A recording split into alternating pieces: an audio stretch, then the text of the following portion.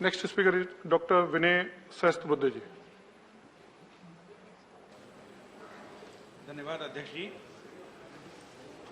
अध्यक्ष महोदय, हम लगभग शताब्दी के बाद इस देश को जिस त्रासदी ने घेर लिया है उस कोरोना के संकट की चर्चा कर रहे हैं, और मैं यहां पर एक सांसद के नाते तो बात कर ही रहा हूं, मगर कोरोना यूनिवर्सिटी के फर्स्ट बैच के ग्रेजुएट के नाते भी काम कर रहा हूं, क्योंकि हमें भी कोरोना का अनुभव हुआ था और दूसरी बैच को बड़े कठिन प्रश्न पत्र थे, तुलना में हमें थोड़ा आसान था प्रश्न पत्र।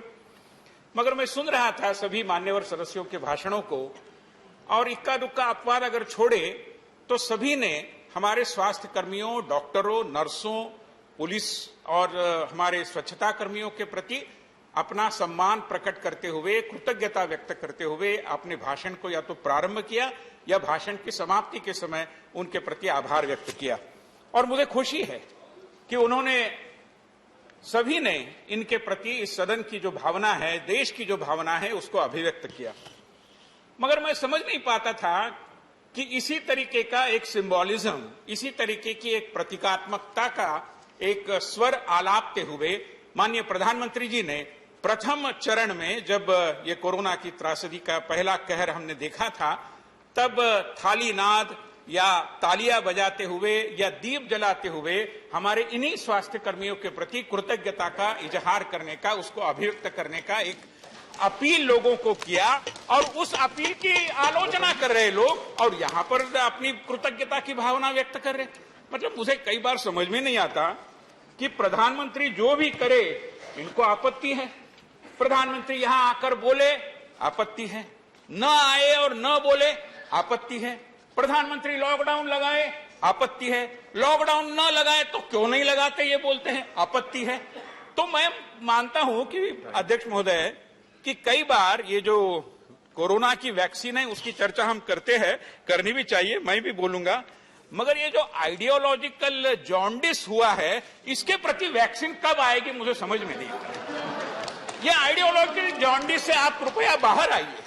और मैं माननीय श्री शरद पवार जी यहां पर उपस्थित है, मैं धन्यवाद देना चाहूंगा कि जब प्रधानमंत्री ने ताली और थाली बजाते हुए कृतज्ञता का अपील किया था, तब पवार साहब और उनकी बेटी ने अपने घर के अहाते में आकर तालियां थालियां बजाई थी। आज पवार साहब यहां पर ससम्मान बैठे हैं, आगे में हमारे खड़गे साहब है, पीछे संजय राउत थे, अभी संजय राउत नहीं है, पता नहीं वो कब जाएंगे, मगर जो भी है, तो इनके बीच में रहते हुए भी पवार साहब ने एक समझदारी और सूझबूझ का परिचय दिया और प्रधानमंत्री के अपील को माना। मैं धन्यवाद देना चाहूंगा, क्योंकि जनता ने माना, पूरे देश ने माना, हर किसी नागरिक ने माना, हर भारतीय ने माना कि हमने इस कृतज्ञता को अभिव्यक्त करना चाहिए। और इसलिए मैं मानता हूं कि ये जो आइडियोलॉजिकल जॉन्डिस है, ये जो पर्सनल प्रेजुडिस है, इससे जब तक आप बाहर नहीं आओगे, चीजों को सही रूप से आप देख नहीं पाओगे। मैं आपको अनुरोध करूंगा कि थोड़ा अंदर जाके देखिए और इस संदर्भ में सोचिए। आदरणीय श्री राम गोपाल यादव जी का भाषण में बड़े उत्सुकता से सुन रहा था। वो इस संसद की जो स्वास्थ्य संबंधी संसदीय स्थायी समिति है उसके अध्यक्ष हैं, बड़े अनुभवी और डॉक्टर राम मनोहर लोहिया जी के विचारों से प्रेरित ऐसे नेताओं में से एक है। मगर कई बार लगता है कि प्रोफेसर राम गोपाल यादव साहब जो हमें बताते हैं वो थोड़ा अपने दल के नेताओं को भी बताए। वो तो मोदी वैक्सीन नहीं लेंगे कह रहे थे। अरे जरूर, ये मोदी वैक्सीन ले न ले, कोरोना की वैक्सीन ले न ले, ये तो आपके स्वाधीनता का विषय, हम तो केवल अपील कर सकते हैं। ये कोई इमरजेंसी के काल जैसा वो कैंपेन नहीं है नसबंदी वाला कि हर किसी को नसबंदी करनी पड़ेगी, ऐसा तो नहीं है, हमने आपके ऊपर छोड़ दिया है। मगर कृपया इस पर्सनल प्रेजुडिस और ये जो आइडियोलॉजिकल जॉन्डिस है इसके प्रति आप, मैं मानता हूं कि थोड़ा दलगत राजनीति से ऊपर उठकर इस त्रासदी के बारे में सोचे, विश्लेषण करे और जो प्रधानमंत्री एक देश नायक के रूप में कह रहे हैं उसका स्वीकार करे, अनुरोध करे।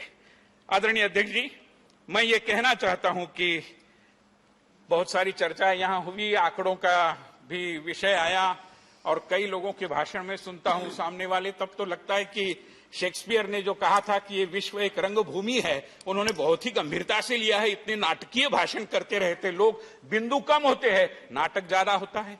मगर जो भी है आदत के मजबूर हैं। मगर मैं केवल एक बिंदु ज्यादा आग्रह से सदन के सामने रखना चाहता हूं कि पूरे जनतांत्रिक तरीके से हमने इस त्रासदी का सामना किया है। मान्यवर, मैं बताने की जरूरत नहीं है कि फिलीपींस जैसा देश है या इजिप्ट जैसा देश है, देशों के नाम मैं नहीं लेता, कई देश हमारे मित्र देश भी है, मगर वहां पर जनतंत्र को एक दृष्टि से निकाल बाहर कर दिया गया इस नाम से कि हम इस त्रासदी का सामना कर रहे हैं। समाचार पत्रों पर कहीं पाबंदियां लाई गई, सोशल मीडिया पर नियंत्रण लाए गए, विपक्ष के लोगों को जेलों में बंद कर दिया गया। हमारे देश में जनतंत्र भी चलता रहा और इस त्रासदी के विरुद्ध में हमारा युद्ध भी चलता रहा। सदन रुका नहीं। अभी झा साहब बोल रहे थे कि मई महीने में त्रासदी का कहर हमने देखा, पार्लियामेंट चल नहीं रही थी। वो चलने का समय नहीं है मान्यवर, पार्लियामेंट चलने का एक समय है। मई महीने में पुराने जमाने में चलती थी, अभी हम अप्रैल के पहले ही बजट को पास करके आगे बढ़ जाते हैं। हम समय पर काम करने वाले लोग हैं, ध्यान में रखिए। जनतंत्र में पार्लियामेंट को जब चलना चाहिए चली है। पार्लियामेंट के किसी सत्र की हमने छुट्टी नहीं की, पार्लियामेंट को हमने चलाया है। हमारे सारे जो बाकी राज्य है उसमें से भी जहां जहां हमारे लोग सत्ता में हैं उन्होंने सदनों को चला के रखा है। जनतंत्र को बरकरार रखते हुए हमने इस त्रासदी का सामना किया है, हमने ये चलने दिया है, जिसको मैं मानता हूं कि सदन में ध्यान में रखना चाहिए। कई जगह उल्लेख आए, श्रीमान विपक्ष के नेता ने भी अपने कार्यकर्ताओं ने क्या काम किया ये बताया। अगर मैं ये काम करने लगूं तो घंटा लगेगा कि भारतीय जनता पार्टी ने कैसे और सेवा ही संगठन के नाम से दूर दूर दराज क्षेत्रों में जाकर भी जनता की सेवा की, मरीजों के लिए दवाइयां पहुंचाई, मरीजों के लिए आवश्यक सामान जुटाए, जहां पर हमारे जो माइग्रेंट लेबरर्स थे उनके लिए भी सहयोग किया। और यह हमारा दायित्व मानते हैं, इसमें कोई गर्व करने की बात नहीं है, यह हमारा दायित्व है। मैं उसके ऊपर बहुत ज्यादा विस्तार से यहां बोलना नहीं चाहता क्योंकि उसको अलग अर्थ से लिया जाएगा, मगर मैं बताना चाहता हूं कि ये सेवा भी आखिरकार हमारी जनतांत्रिक सोच के केंद्र बिंदु में है। और मैं इसलिए बताना चाहता हूं कि जनतंत्र हमारी रेस्पिरेटरी सिस्टम जैसा है इस देश की, और सुशासन और विकास के प्रति माननीय प्रधानमंत्री जी के नेतृत्व में इस देश की प्रतिबद्धता हमारी इम्यून सिस्टम है। और जब सदन चलता है, जब चर्चा होती है, जब जनतांत्रिक संस्थाओं का निर्बंध रूप से काम करना और चलता रहता है, तब मानता हूं कि ये एक इस सिस्टम के लिए वैक्सीनेशन होता है, जिसका भी हम स्वीकार करते हैं। और हर कोई नागरिक हम मानते हैं कि कोरोना के खिलाफ की इस लड़ाई में हमारा वॉरियर है, और उस पे कंधे से कंधा मिलाकर देश के नायक और हम सब कोरोना की त्रासदी का सामना कर रहे हैं। माननीय, मैं चंद मिनटों में समाप्त करूंगा, मगर कुछ बातों को कहना बहुत जरूरी है, और आप भी ये सुनकर बताएंगे कि आपने कहा अच्छा किया और समय लिया, तो कोई आपत्ति नहीं। क्योंकि समय की सीमा है, इसे हमें कंक्लूड करना है 5 बजे तक। इतना ही कह रहा हूं कि एक और हम प्रधानमंत्री रिलीफ फंड के द्वारा बहुत सारी सामग्री पहुंचा रहे थे, और ये प्रधानमंत्री रिलीफ फंड क्या है? ये पूरे तरीके से जनतांत्रिक तरीके से संचालित फंड है। किसी परिवार का इसके ऊपर नियंत्रण नहीं है। पद पर रहे न रहे परिवार के लोग जिस फंड का नियंत्रण करते थे, वो अब इतिहास की बात हो गई। अब ये नहीं चलेगा। अब जनतांत्रिक तरीके से हम फंडों का नियंत्रण कर रहे हैं, और हमने एक प्रदेश में, नाम नहीं लेना चाहता, दलगत राजनीति की बुआ आएगी, मुझे करना भी नहीं चाहता, मगर हमने ऑक्सीजन के लिए 201 करोड़ रुपया दिया, उसमें से कुछ खर्चा भी नहीं हुआ।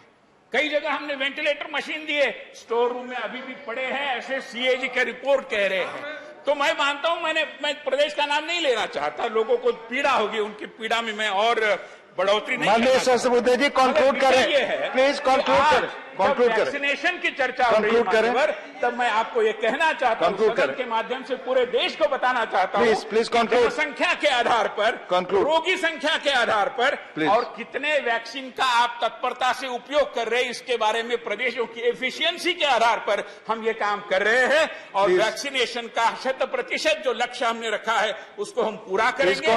विकेंद्रीकरण और फेडरलिज्म, ये हमारे मार्गदर्शक रहे हैं। धन्यवाद। मिलाकर मैं गीता के अध्याय से समापन करूंगा, और गीता के अध्याय में जैसे कहा है कि अधिष्ठान करणम च पृथक विदम विविधश्च पृथक चेष्टा दैव चैवात्र पंचम। धन्यवाद। अंतिम बात है, एक जमाना था कि डेस्टिनी और डायनेस्टी में ही। धन्यवाद माननीय सहस्त्र बुद्धे जी, मैं दूसरे स्पीकर को बुलाऊंगा। बन गई। मैं मानता हूं कि देश अब अपने पुरुषार्थ का परिचय देते हुए कोरोना की त्रासदी का एकजुट होकर मुकाबला कर रहा है। आइए पूरे जनता जनार्दन का धन्यवाद। अभिवादन करे। धन्यवाद। अभिनंदन करे। ऑनरेबल श्री विनय विश्वम जी, ऑनरेबल विनय विश्वम जी।